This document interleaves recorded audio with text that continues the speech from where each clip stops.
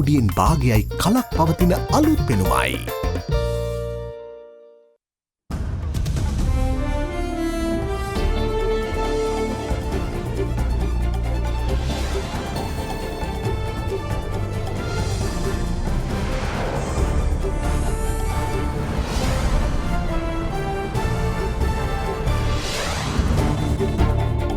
Tonight, firm message.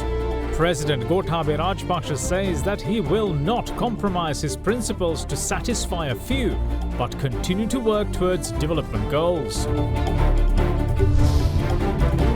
Calls to keep the guard up. Health authorities urge people not to get carried away with falling daily COVID cases. Crystal clear. SPC chief says that Sri Lanka's vaccine procurement process has drawn praise from the World Bank for transparency.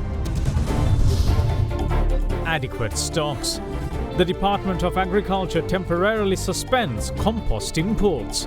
All that and much more coming up on First at 9. This Friday, the 25th of June, 2021. දසනකාන්තී චූර්ණය සහිත lever ආයුෂ් දන්තාලේපය දත්වල ඇති ප්‍රශ්න 10ක් වලකයි.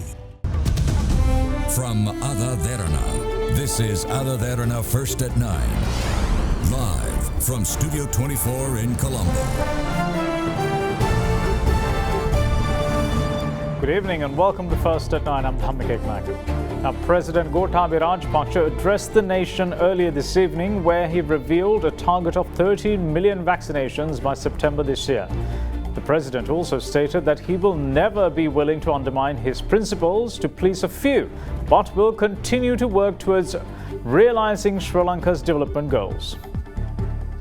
මේ වන විට සෑම මසකම අපට අවශ්‍ය එන්නත් විශාල ප්‍රමාණයෙන් රටට ලැබෙමින් පවතිනවා. මේ වන විට මුළු එන්නත් මාත්‍රා 44,94,000ක් අපිට ලැබී තිබෙනවා. සමස්ත ජනගහනයෙන් මිලියන 3කට දැනටමත් එන්නත් ලබා දී අවසන්. මේ වසරේ සැප්තැම්බර් මාසය අවසන් වන විට අපට මිලියන 13ක ජනතාවක් එන්නත්කරණය කරන්නට පුළුවන්.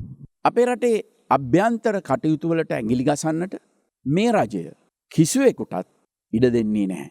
ජාතික ආරක්ෂාව මගේ රජය තහවුරු කොට තිබෙනවා.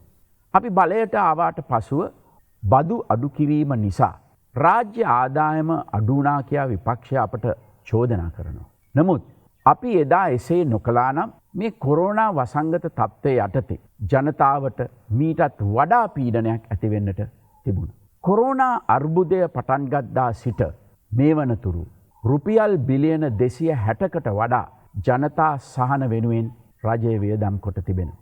මා ජනාධිපතිවරණයට ඉදිරිපත් වූ අවස්ථාවේ මට සහයෝගය දුන් බොහෝ දෙනෙකු මගෙන් ඉල්ලුවේ රට පෙරදරි කරගත් නායකත්වයක්. ඒ අය මගෙන් පුද්ගලික ඉල්ලීම් කළේ නැහැ. නමුත් මා බලයට ආවට පසු සමහර දෙනෙකු පුද්ගලික ඉල්ලීම් ඉටු නොවූ නායකයා රජය සමග අමනාප වී සිටිනවා. ඔවුන් දැන් රජය විවේචනය කරනවා.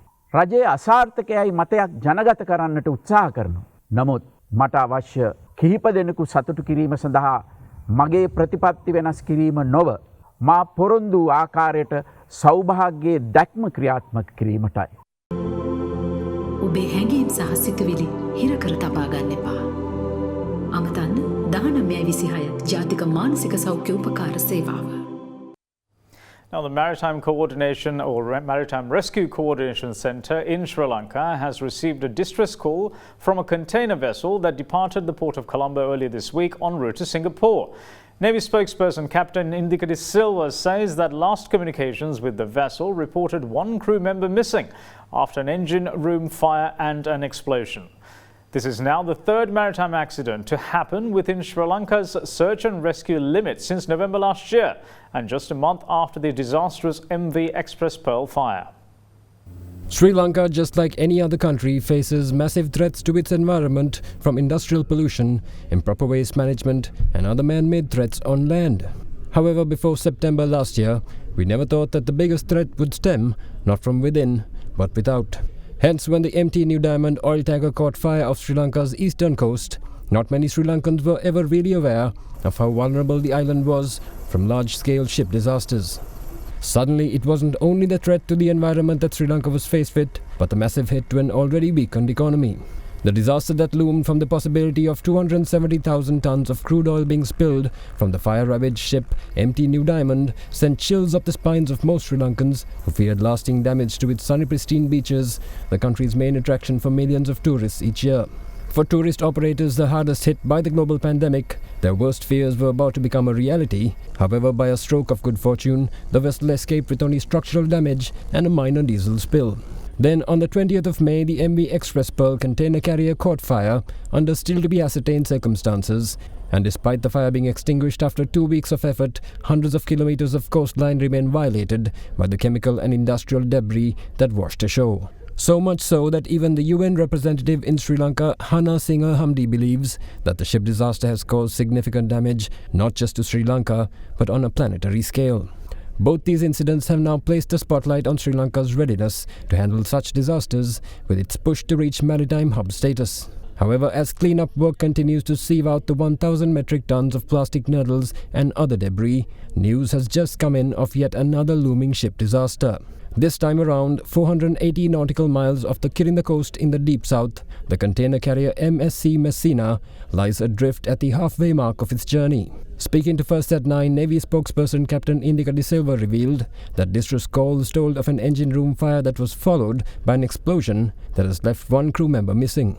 He added that Sri Lanka is obliged to render assistance as the vessel lies within its search and rescue limits, albeit on the very edge of it, and that further information is expected in due course. Early in the morning today, the 25th June, Maritime Rescue Coordinating Center Colombo received a distress call from a ship which was around 480 nautical miles east of Great Barters Light, saying they are encountering a fire in its engine room followed by a blast. So MRCC Colombo took the immediate action to inform the nearby MRCCs, that is Port Blair and Indonesia, and also disseminate emergency alert saying that the ship is in this location. So the ship was MSC Messina, which was heading to Singapore from Colombo. Responding to MRCC Colombo's call, one ship reached the distressed ship to help if there is a need. The last communication we received from the ship is around 1 o'clock this afternoon. It says they suspect one crew member is missing and there are 28 members, and there's a heavy smoke inside the engine room, and also a tug currently approaching the distressed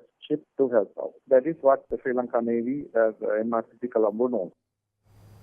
On the pandemic front, health authorities urge the public to not take the decline in daily COVID-19 infections as a sign that health and safety guidelines can be taken lightly. Deputy Director General of Education and Research at the Ministry of Health, Dr. Hemantha Herath, stated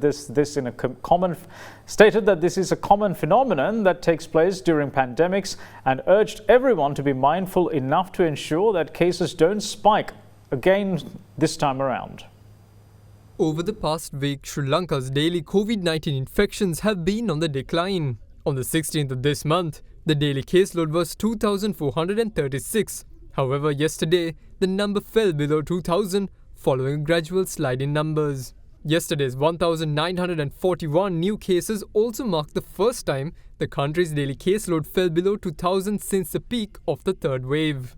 However, Deputy Director General of Education and Research at the Ministry of Health, Dr. Hemantha Herath, cautions that the dip in new cases should not be a cause to drop the guard against the virus. පැහැදිලිවම අපිට පේනවා සතියකට දෙකකට කලින් ඉඳලා දකින්න ලැබෙන අඩුවීමේ ප්‍රවණතාවය දිගටම ඉස්සරහට යනවා. මේකෙන් කොහෙත්ම අපිට මේ මොහොතේ නිගමනයකට එළඹෙන්න බෑ සියල්ල පාලනය වෙලා තියෙනවා. ඒ වගේම දිරියටත් මේ රෝගයෙන් අඩුවීම දිගටම වෙනවාය කියලා. මොකද මේක අපිට ඕනෑම වසංගත රෝග තත්වයකදී දකින්න පුළුවන් උච්චාවචන තියෙනවා අඩු වෙනවා ඒ වගේම වැඩි වෙන්න පුළුවන්. නමුත් අපේ ප්‍රධාන අරමුණ වෙන්න ඕන මේ අඩු වෙන ප්‍රවණතාවයේ තියෙන අවස්ථාවක වැඩිවීමට තියෙන ඉඩකඩ අවම කර ගැනීම. ඒ නිසා අපි සියලු දෙනාම මේ සංචරණ නීති ඉවත් කළත් අපි අනවශ්‍ය ලෙස දුර හෝ ළඟපාත සංචරණයෙන් වැළකී සිටින්න ඕන. ඉන්දියාවේදී ඩෙල්ටා ප්‍රභේදය ප්‍රථමයෙන් වාර්තා වීමෙන් පසුව මාස 4කට පස්සේ තමයි විශාල වශයෙන් රෝගය පැතිරලා ගිය බව රටේ දැනගන්න. මේක අපිට හොඳ පාඩමක්. ලංකාවෙත් අපි අද සිටම හැම කෙනාම තාමත්ම උනන්දුවෙන් මේ ගැන සැලකිලිමත් විය යුතුයි.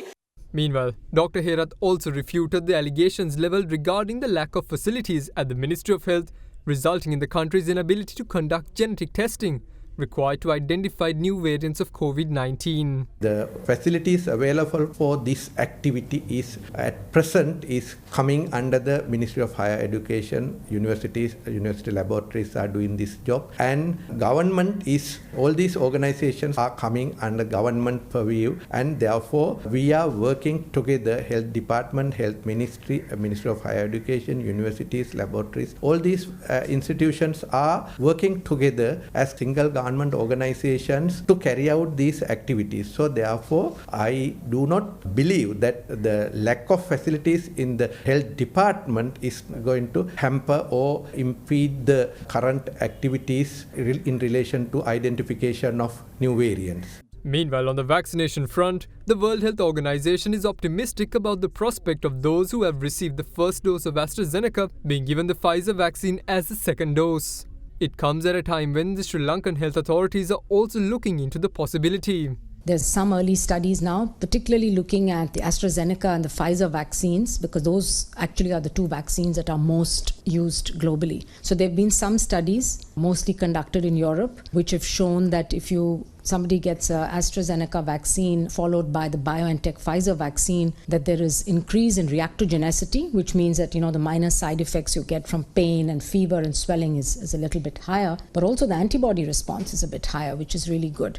We only have this data for now, and what our guidance says about the BioNTech Pfizer vaccine is that the data now exist to show that somebody who gets the first dose of AstraZeneca Oxford vaccine can get the second dose of Pfizer, that it's safe, it's immunogenic. Further, with the identification of the more virulent and vaccine-evasive strands of COVID-19, the need for booster shots are being evaluated. In this regard, the WHO's chief scientist says that the requirement for booster shots is dependent on the strength of a person's immune system. So the need for the booster obviously is linked to the waning of immune response. If you have a strong immune response that continues for a long time, you don't need a booster. So again, this question cannot be answered just now because we just don't have that length of follow-up to know when those antibodies start dropping, when do people become prone to infection again.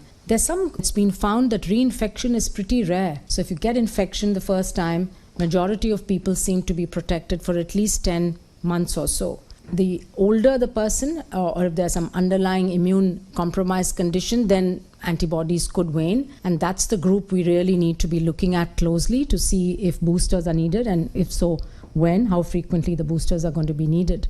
In the meantime, the number of COVID-19 recoveries in the island rose by 1,843 to 214,668 today. The country also saw 1,239 fresh infections confirmed today, taking the number of active cases to 31,386. The World Bank has commended Sri Lanka's procurement process of COVID-19 vaccines. This had come to light when the COVID Eradication Committee met this morning at the Presidential Secretariat.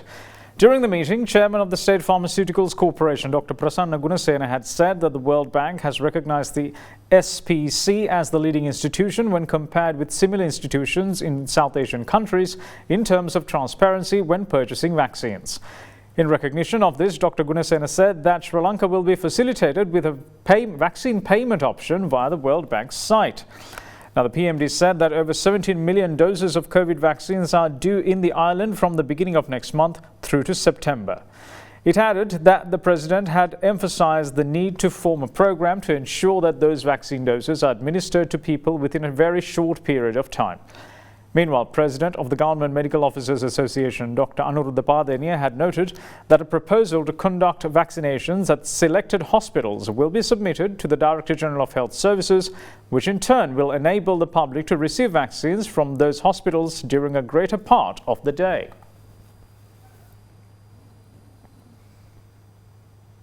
The police say that the guidelines issued by the health authorities will stay in effect until the 5th of July, even though the travel restrictions were relaxed at 4 this morning. It means that until then, interprovincial travel too will be prohibited.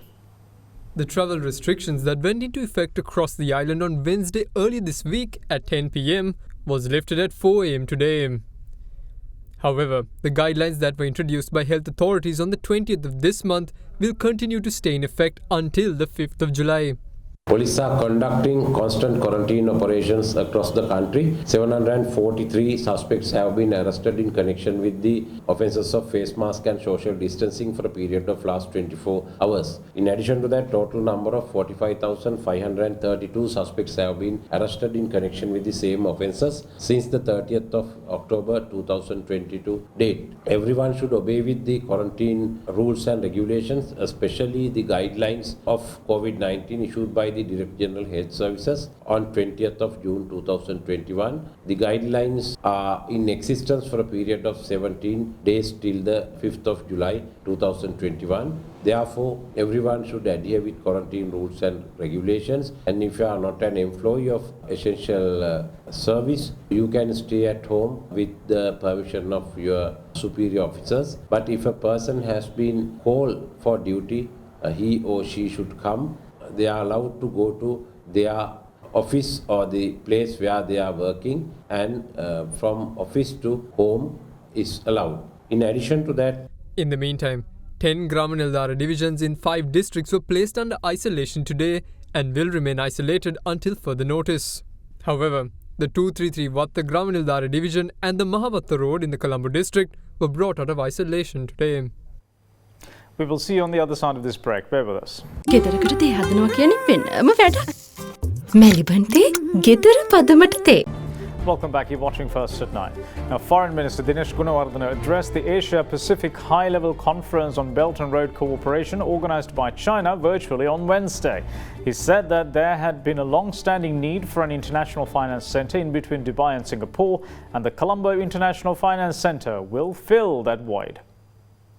The Asia-Pacific High-Level Conference on Belt and Road Cooperation on the 23rd of June, Foreign Minister Gunawardena said that vaccination, among other remedies, is the only sustainable solution in containing COVID-19. But unfortunately, severe supply and resource constraints have affected the vaccination drives in many developing nations. In this regard, he said that Sri Lanka reiterates the call for making COVID-19 vaccines a global public health good. While noting that the Sri Lankan economy has been seriously affected by the pandemic, the minister said that the island aims to harness its strength and the advantages to develop its economy and uplift the well-being of the people. And for that end, the foreign minister said that Sri Lanka aspires to benefit from the Belt and Road Cooperation to further improve Sri Lanka's economic infrastructure and advance connectivity under a win-win scenario. He added, quote, "With the development of the Colombo port city that will feature a top-grade regional financial service centre, world-class port infrastructure in Colombo and in Hambantota as well as key industrial zones in several locations, Sri Lanka is confident that investors around the world will be able to benefit from these initiatives." Unquote. The minister also noted that there has been a dry spot for some time between Singapore and Dubai financial centres and that the void will be filled by the Colombo International Finance Centre. Director General of the Department of Agriculture announced a temporary suspension on the importation of compost fertilizer today. The decision has been made owing to the country having enough compost fertilizer to meet the local demand. Meanwhile, the Consumer Affairs Authority seized stocks of chemical fertilizer today, which were withheld from the market to be sold at inflated prices. With farmers complaining of a fertilizer shortage, the Consumer Affairs Authority seized stocks of chemical fertilizer hidden at an outlet from the area of Vilgamo in Maraka.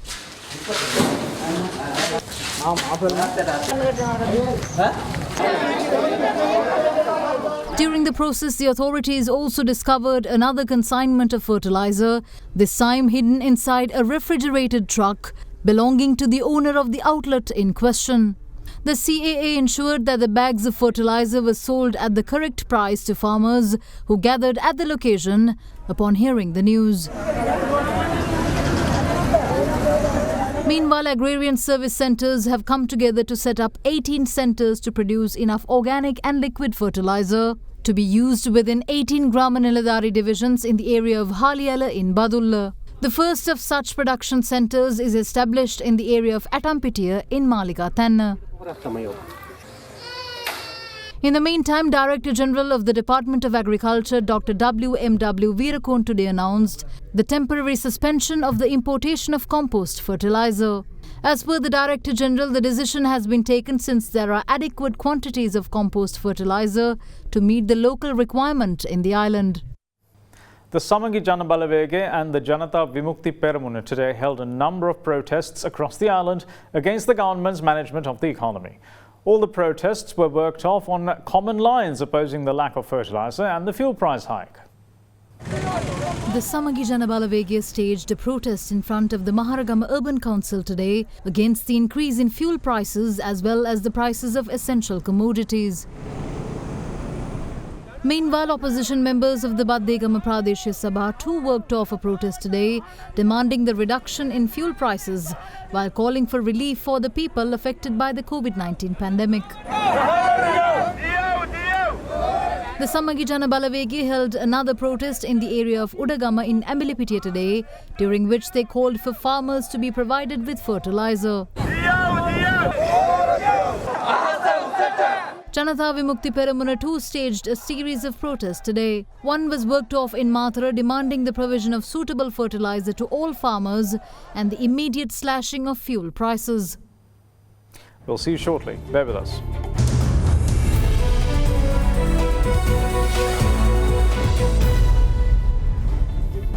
Welcome back. This is First at 9.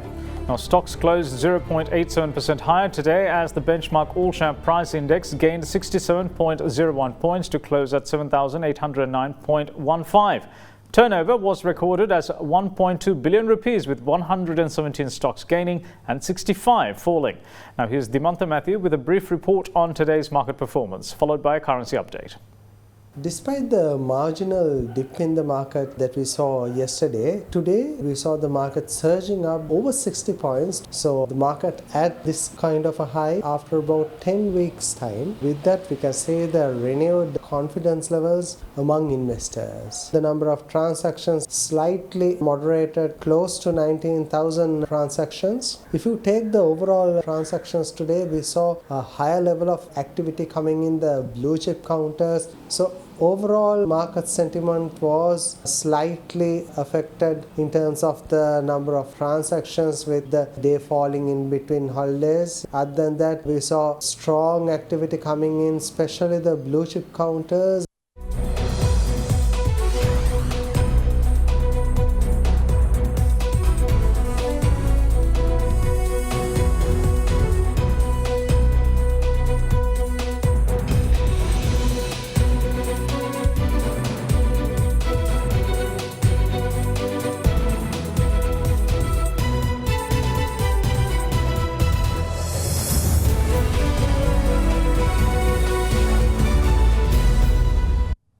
And that's it from all of us here at First at 9. Thanks for watching. Bye-bye.